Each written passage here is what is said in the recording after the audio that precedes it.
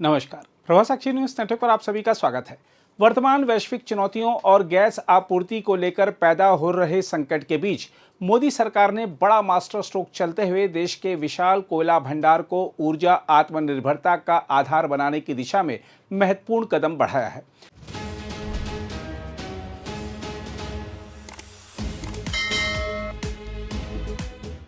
प्रधानमंत्री नरेंद्र मोदी की अध्यक्षता में आज हुई केंद्रीय मंत्रिमंडल की बैठक में कोयले से गैस बनाने की महत्वाकांक्षी योजना को मंजूरी दी गई। सरकार का मानना है कि अगले 4 से 5 वर्षों में बड़े पैमाने पर कोयले से गैस का उत्पादन शुरू होने पर भारत गैस के मामले में आत्मनिर्भर बन सकेगा और उसे वर्तमान जैसी वैश्विक आपूर्ति चुनौतियों तथा आयात निर्भरता का सामना नहीं करना पड़ेगा। आज लिए गए फैसलों की जानकारी संवाददाता सम्मेलन में केंद्रीय सूचना और प्रसारण मंत्री अश्वनी वैष्णव ने दी। उन्होंने बताया कि केंद्रीय मंत्रिमंडल ने सतही कोयला और लिग्नाइट गैसीकरण परियोजनाओं को बढ़ावा देने के लिए 37,500 करोड़ रुपए की योजना को मंजूरी दी है। इस योजना का उद्देश्य वर्ष 2030 तक 10 करोड़ टन कोयले का गैसीकरण के राष्ट्रीय लक्ष्य को गति देना है। इसके तहत लगभग 7 करोड़ 50 लाख टन कोयला और लिग्नाइट के गैसीकरण का लक्ष्य रखा गया है।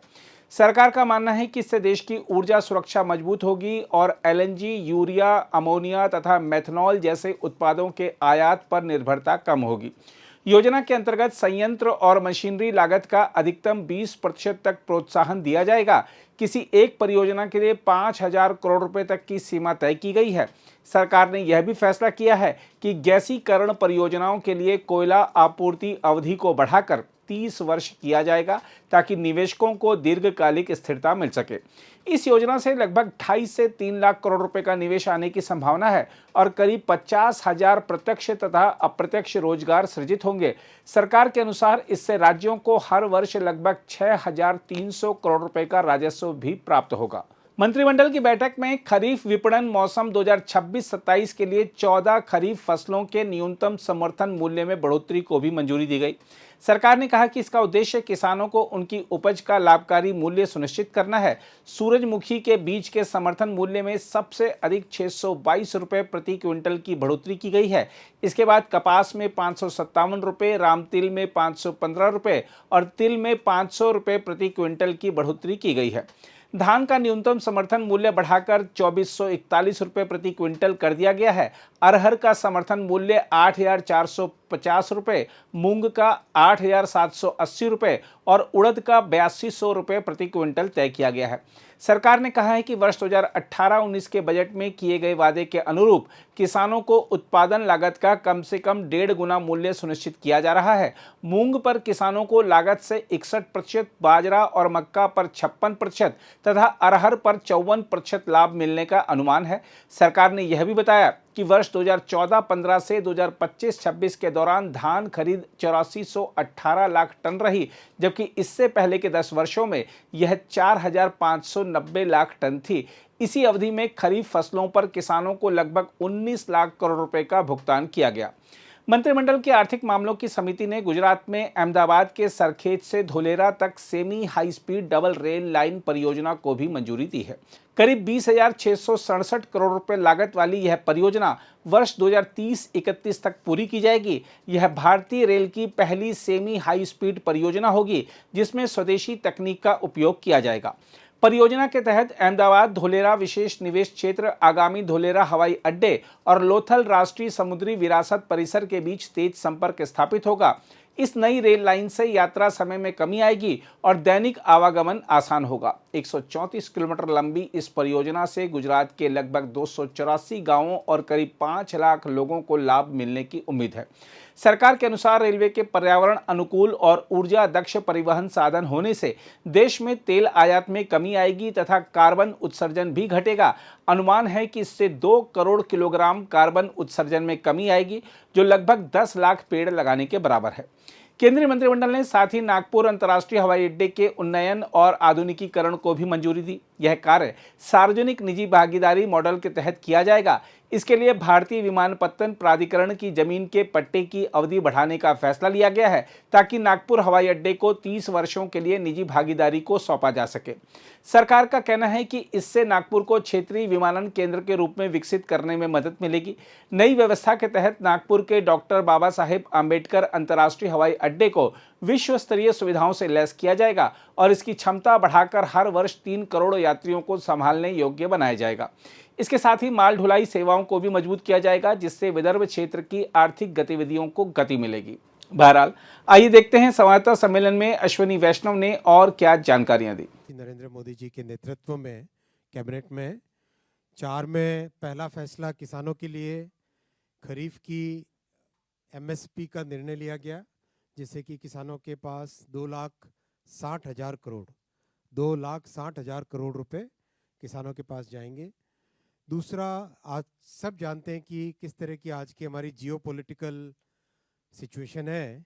ऐसी परिस्थितियों में आत्मनिर्भर बनने के लिए क्या क्या फैसले लेने चाहिए, सारे हमें लेने हैं। उसी कड़ी में आज कोल गैसिफिकेशन का बड़ा फैसला लिया गया, जिसके बारे में मैं आपको विस्तार में बताऊंगा। तीसरा, धोलेरा में बहुत बड़ा एक इंडस्ट्रियल हब बन रहा है, जिसमें भारत का पहला सेमीकंडक्टर प्लांट भी लग रहा है। तो अहमदाबाद से धोलेरा ये semi high speed double line का अप्रूवल हुआ। और चौथा फैसला हुआ, नागपुर के एयरपोर्ट को इंटरनेशनल एयरपोर्ट अपग्रेड करने का फैसला लिया गया।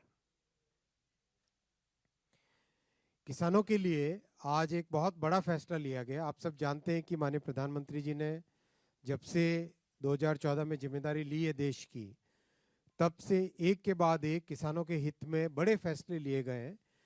और जो एक बहुत बड़ा ऐतिहासिक फैसला लिया गया था 2019 में कि किसानों को अपने श्रम का उचित मूल्य मिल सके और कम से कम 50% मुनाफा मिल सके किसानों को, इसलिए उनके जो कीमत है, खेती की जो कीमत आती है, जो कॉस्ट आती है, उस कॉस्ट के ऊपर लागत जो आती है, उस लागत के ऊपर 50% का प्रॉफिट जोड़ के एमएसपी का निर्धारण करने का 2019 में फैसला माननीय प्रधानमंत्री जी ने लिया था।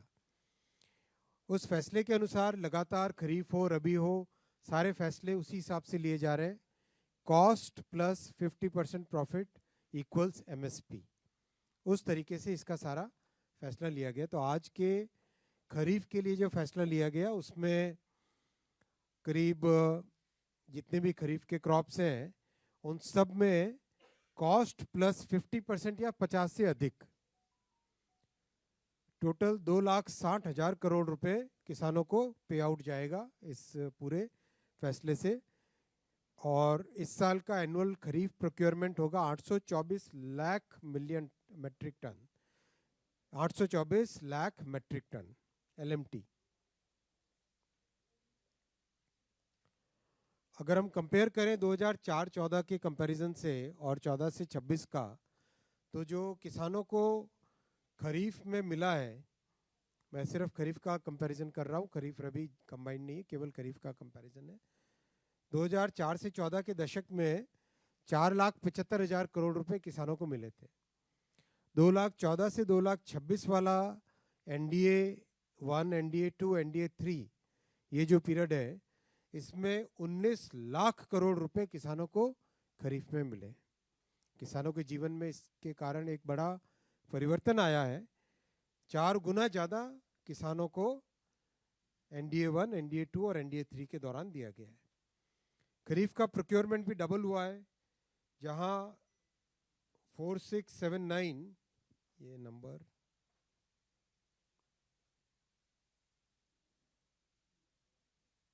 ये टोटल है, पूरे पीरियड का टोटल है, एक साल का नहीं है, पूरे पीरियड का टोटल है, जहां करीब 4,600 लाख मिलियन टन होता था, उसकी जगह 8,700 लाख मिलियन टन है। ये सभी फसलों की एक एक करके जो आज एमएसपी अप्रूव हुआ है वो है। सब जगह कॉस्ट प्लस 50% या 50 से अधिक जो इसमें निर्णय लिया गया है, उसमें हर जगह कॉस्ट प्लस 50% या 50% से अधिक का निर्णय लिया गया है। एक एक करके मैं सारे पढ़ लूँ या पैडी कॉमन 2,441 रुपये पर क्विंटल, पैडी ग्रेड ए धान पैडी यानी 2,461 रुपये पर क्विंटल, ज्वार श्रीयन में आता है हाइब्रिड 4,023 रुपये पर क्विंटल, ज्वार मालदंडी 4,073 रुपीज़ पर क्विंटल, बाजरा 2,900 रुपये पर क्विंटल, रागी 5,205 रुपये पर क्विंटल, मेज़ 2,410 रुपीज़ पर क्विंटल, तूर 8,450 रुपीज़ पर क्विंटल, मूंग की दाल 8,780 रुपीज़ पर क्विंटल, उड़द 8,200 रुपीज़ पर क्विंटल, कॉटन कपास मीडियम स्टेपल 8,267 रुपये पर क्विंटल है बेल है, और cotton long staple 8,667, groundnut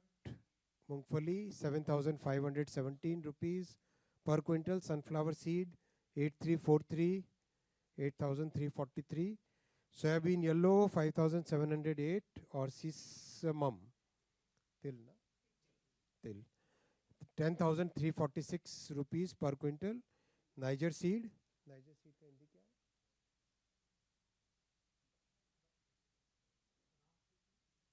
agriculture department बताओ भाई। 10,052 रुपीज़ पर क्विंटल।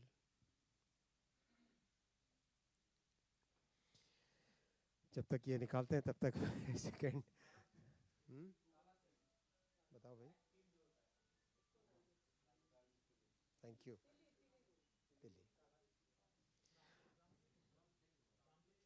राम तेल ये बहुत बड़ा फैसला लिया गया है कोल गैसिफिकेशन का। आज हम सब जानते हैं कि गैस का जितना रिक्वायरमेंट है और दुनिया भर में जिस तरह की जियोपॉलिटिकल सिचुएशन है, उस हिसाब से हम आत्मनिर्भर कैसे बने। भारत में प्रचुर मात्रा में कोयला उपलब्ध है। करीब करीब अगर देखें तो आगे के 200 साल के लिए जितना कोयला चाहिए उतना भारत में ऑलरेडी उपलब्ध है। तो उस कोयले का उपयोग करके क्या हम गैस बना सकते हैं, इस विषय पे एक अच्छा गया है और बहुत ही सामयिक फैसला है, बहुत ही टाइमली फैसला है कोल गैसिफिकेशन की स्कीम। कोल गैसिफिकेशन के लिए पहले ये पिक्चर देखना चाहिए हमें। कोल को हम प्रिपेयर करते हैं प्रॉपर, उसको क्रश करने के बाद में उसकी थोड़ी सीविंग होती है, प्रॉपरली उसको प्रिपेयर करते हैं। प्रिपेयर करके इसकी एक फर्नेस होती है कोल गैसिफिकेशन की। इस कोल गैसिफिकेशन की फर्नेस में कोल को डालने से और बहुत हाई टेम्परेचर पे 1000 to 1500 डिग्री और 30 बार हाई प्रेशर और हाई टेम्परेचर पे जब कोल को हम फर्नेस के अंदर डालते हैं तो फिर वो कोयला जलता नहीं है, एक गैसियस स्टेट में कन्वर्ट हो जाता है। उसका केमिकल कॉम्पोजिशन चेंज हो जाता है और बेसिकली कोयला माने कार्बन, हाइड्रोजन, सल्फर, ये सब उसके अंदर एलिमेंट्स डिफरेंट स्ट्रक्चर में होते हैं। तो उसको गैस उसमें सीधी सिंथेसिस गैस बन के निकलती है, जिसको शॉर्ट में सिन गैस बोलते हैं। सिंथेसिस गैस जिसमें कार्बन मोनोऑक्साइड होती है और हाइड्रोजन होता है। CO और H2 का रेशियो जैसा हमारा आगे का रिक्वायरमेंट होगा उसके हिसाब से हम उसको मॉडिफाई कर सकते हैं। तो ये जो सिन गैस है, इस सिन गैस को नेचुरल गैस के कंपेरेबल यूज में लिया जा सकता है। नेचुरल गैस को जैसे हम PNG, LNG ऐसे बोलते हैं ना, वैसे इसमें सिन गैस को SNG भी बोलते हैं, सिंथेसिस नेचुरल गैस, ऐसा मतलब शॉर्ट फॉर्म समझो आप, SNG।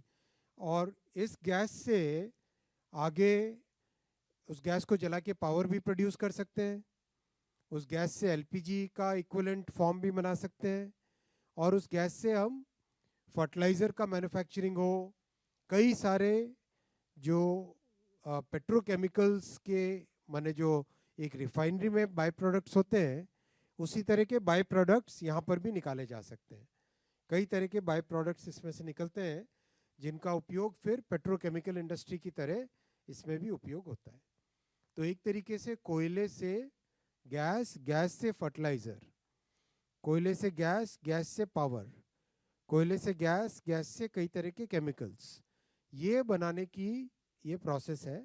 और ये बहुत बड़ा आज का फैसला है, क्योंकि इस युग में हमें जितना आत्मनिर्भर बने उतना अच्छा है, और उतना ही देश के लिए भविष्य का एक ये बड़ा इंश्योरेंस बनता है।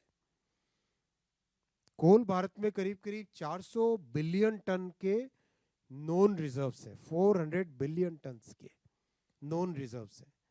बहुत बड़ा रिजर्व, हमारा साल का करीब 1 बिलियन टन का है, 1 बिलियन टन का कंजम्पशन है, 1 बिलियन टन का कंजम्पशन है। तो अगर हम सीधा ही देखें तो 400 साल का हमारे पास कोयला ऑलरेडी मौजूद है। तो जब इतना कोयला मौजूद है तो इस कोयले का ज़्यादा से ज़्यादा उपयोग करके हम इससे गैस बना सकें, और गैस का उपयोग फिर फर्टिलाइज़र वगैरह में, ताकि फर्टिलाइज़र के लिए जो LNG इंपोर्ट करनी पड़ती है वो कम हो जाएगी, उसकी रिक्वायरमेंट एक तरीके से कम हो जाएगी। इस स्कीम का आज जो बेसिकली कोल में दो तरह की गैस होती है। एक गैस होती है अंदर मीथेन, मतलब कोयले का जहाँ पे डिपॉजिट्स होते हैं अंदर गहराई में मीथेन के रिजर्वॉयर्स होते हैं, तो उस वहाँ से मीथेन निकाली जा सकती है ड्रिल करके। और दूसरा तरीका है कोल को गैस में कन्वर्ट करने का। तो आज का जो है प्रोग्राम ये है for promotion of new surface coal lignite, इसका gasification for production of syngas and downstream products. 37,500 crore rupees का आउटले इस स्कीम के लिए रखा गया है, और करीब 3 लाख करोड़ का इन्वेस्टमेंट होगा इसमें टोटल, और 75 मिलियन टन्स कोल को इसमें गैसिफाई करने के लिए प्रोजेक्ट्स लगेंगे।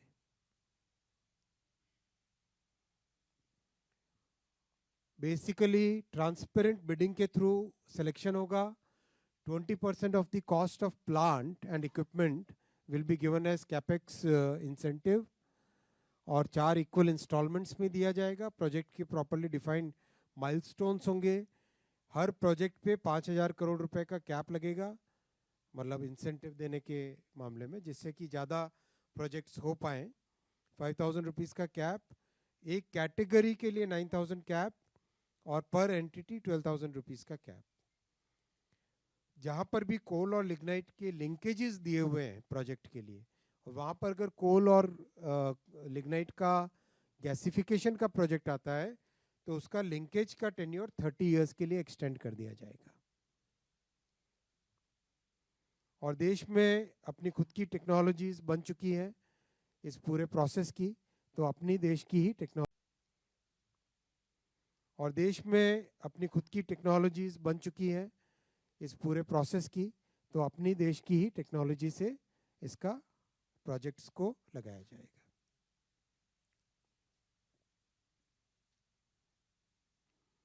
ये बहुत इंपॉर्टेंट है, फीड स्टॉक सोर्सेज और इंपोर्ट को कम करना।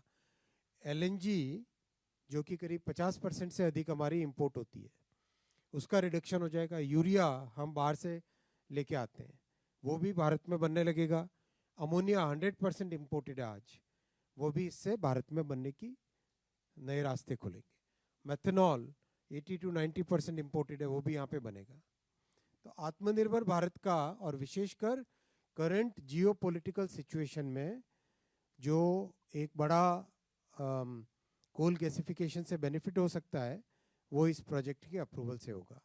करीब 4 प्रोजेक्ट्स पे ऑलरेडी कंस्ट्रक्शन स्टार्ट हो गया है, और करीब 25 प्रोजेक्ट्स बनने, टोटल 25 प्रोजेक्ट्स इसमें बनेंगे। करीब 50,000 जॉब्स क्रिएट होंगे, और 6,300 करोड़ का रेवेन्यू एक्स्ट्रा इस प्रोजेक्ट से आएगा। यानी प्रोजेक्ट में 35,000 करोड़ लगा रहे हैं और 6,300 करोड़ हर साल रेवेन्यू आएगा। तो अपने आप में बहुत ही ये अच्छा, नेचुरली इकोनॉमिकली वायबल प्रोजेक्ट है। नेक्स्ट प्रोजेक्ट आज का जो अप्रूव हुआ वो हुआ सरखेज यानी अहमदाबाद, अहमदाबाद से धोलेरा के बीच में एक semi high speed railway line, उसका आज अप्रूवल हुआ। बहुत ही इंपॉर्टेंट प्रोजेक्ट है ये जो एरिया है धोलेरा, ये सारा एरिया, ये बे ऑफ कैम्बे, खंभात की खाड़ी है। ये खंभात की खाड़ी के इस तरफ बड़ौदा, सूरत, ये सब चीज़ें, बड़ौदा यहाँ पर है, और इस तरफ नीचे सारा सौराष्ट्र का एरिया है। ये यहाँ पे भावनगर, भावनगर में बड़ा पोर्ट बन रहा है। यहाँ पर धोलेरा में मैसिव डेवलपमेंट का काम चल रहा है। अगर कंपेयर करो तो Singapore is about 720 square kilometres, Dholera is about 900 square kilometres. बहुत बड़ा एक एरिया जो कि हाईटेक मैन्युफैक्चरिंग के लिए यहाँ पे बड़ा एक इकोसिस्टम बन रहा है, सेमीकंडक्टर का, एविएशन के कंपोनेंट्स का, सोलर सेल्स का, कई चीज़ें यहाँ पे, कई तरह के मैन्युफैक्चरिंग के काम यहाँ पर आ रहे हैं धोलेरा में। अहमदाबाद यहाँ पर है, अहमदाबाद से धोलेरा अबाउट 160 किलोमीटर्स की डिस्टेंस है, और ये एरिया पूरा अपने आप में दिल्ली मुंबई इंडस्ट्रियल कॉरिडोर का हिस्सा है, दिल्ली मुंबई इंडस्ट्रियल कॉरिडोर का हिस्सा है। तो यहाँ पे सीधी एक अगर high speed, semi high speed line, railway line बनती है तो पूरे एरिया का एकदम डेवलपमेंट बढ़ जाता है। इसी थॉट प्रोसेस के साथ, और एक बड़ा, जैसे ताइवान में शिंचू है, ताइवान में जो सेमीकंडक्टर का पूरा इकोसिस्टम बना हुआ है वो है एक जगह शिंचू, तो वैसा ही कुछ थॉट प्रोसेस है। धोलेरा भविष्य में बहुत बड़ा एक हाईटेक मैन्युफैक्चरिंग सेमीकंडक्टर का बड़ा हब बने, इलेक्ट्रॉनिक्स का बड़ा हब बने, उस थॉट प्रोसेस के साथ इसका डेवलपमेंट यहाँ पे हो रहा है। तो यहाँ पे एक बहुत बड़ा इंटरनेशनल एयरपोर्ट भी बन रहा है, और इस एयरपोर्ट की एक खासियत है कि पाकिस्तान की एयर स्पेस में नहीं जाना पड़ता है।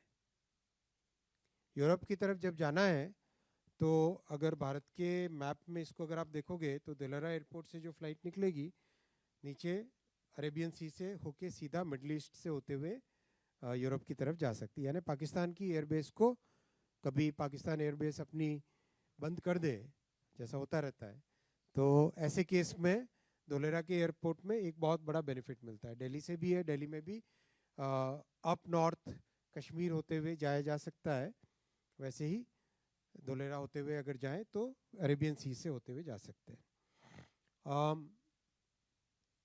लोथल में आप जानते हैं कि लोथल भारत के इतिहास में बहुत बड़ा एक पोर्ट था, जहाँ से ट्रेडिंग का बहुत बड़ा हब था। पूरे यूरोप के साथ, अरब के साथ यहाँ से ट्रेडिंग होती थी। तो लोथल में बहुत बड़ा हेरिटेज नेशनल मैरीटाइम म्यूजियम बन रहा है, धोलेरा एयरपोर्ट, और यहाँ पर लॉजिस्टिक्स हब बन रही है, और नीचे भावनगर के साथ कनेक्टिविटी। तो इस एरिया की कनेक्टिविटी के लिए ये प्रोजेक्ट आज अप्रूव हुआ है। इस प्रोजेक्ट का एक और बहुत बड़ा बेनिफिट मिलेगा, पूरे सौराष्ट्र को कनेक्टिविटी मिल जाएगी यहाँ पर, मेन लाइन मुंबई की तरफ और साउथ की तरफ कनेक्टिविटी के लिए।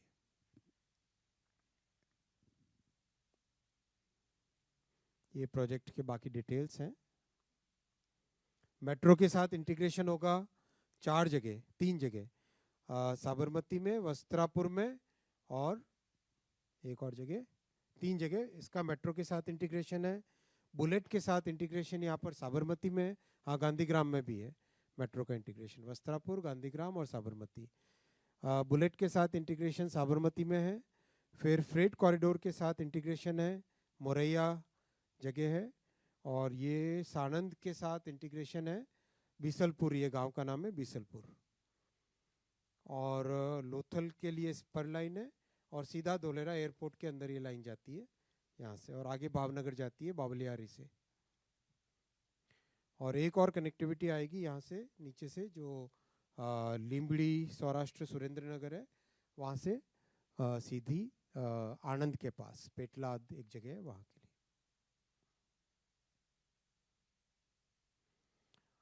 लोथल का ये मैरीटाइम कॉम्प्लेक्स, आपको भी अगर समय मिले तो ज़रूर जाएं, एक ऑर्गेनाइज कीजिए आप सबके विजिट।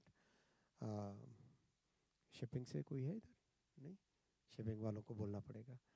बहुत अच्छा बना है, अभी हाल ही में मैंने देख के आया था, बहुत ही अच्छा बना है। मतलब वाकई देश में एक बड़ी भारत की विरासत को दिखाने का, भारत की विरासत को वापस प्रदर्शित करने का बहुत अच्छा ये प्रोजेक्ट है। इसमें भारत की आप रेलवे में पर देखो तो कन्वेंशनली 110 kmph की ट्रेन होती थी हाईएस्ट, फिर 130 की आने लगी, फिर वंदे भारत बनी 180 kmph की, और नमो भारत बनी जो मेरठ में चली, और बाद में सरफेस पे भुज से अहमदाबाद और जयनगर से पटना चलाया जो गाड़ी, वो गाड़ी 180 की स्पीड की गाड़ी है। अब उसके कंपैरिजन में यहाँ पर 220, बाद में सरफेस पे भुज से अहमदाबाद और जयनगर से पटना चलाया जो गाड़ी, वो गाड़ी 180 की स्पीड की गाड़ी है। अब उसके कंपैरिजन में यहाँ पर 220 kmph की ट्रेन ये बनाई जाएगी, 220 kmph की। और एक तरीके से ये मॉडल अगर यहाँ से सक्सेसफुल करने के बाद में देश में जितने सरफेस के प्रोजेक्ट्स हैं उन सबको अपग्रेड करके सेमी हाई स्पीड करेंगे, और जो बड़े शहर हैं, बहुत बड़े शहर हैं 50 लाख से ज़्यादा आबादी वाले, उनको 350 kmph की स्पीड पे हाई स्पीड पैसेंजर कॉरिडोर से कंपेयर करेंगे, से उनसे कनेक्ट करेंगे। तो जैसा अभी बजट में 7 कॉरिडोर्स अप्रूव हुए हैं, तो इस तरह से देश का एक कंप्लीट टोटली नए तरीके से ट्रांसपोर्टेशन होगा। इससे अहमदाबाद से धोलेरा के बीच में 48 मिनट्स रहेगा, साबरमती से धोलेरा, और जो अहमदाबाद का एक मेजर एरिया है सरखेज, वहाँ से हो तो करीब 34 मिनट्स में सरखेज से धोलेरा पहुँच सकेंगे। बड़ा कॉम्प्लेक्स प्रोजेक्ट्स हैं, इसमें भी खूब मेगा ब्रिजेस भी आ रहे हैं और वायाडक्ट्स और स्टेशंस,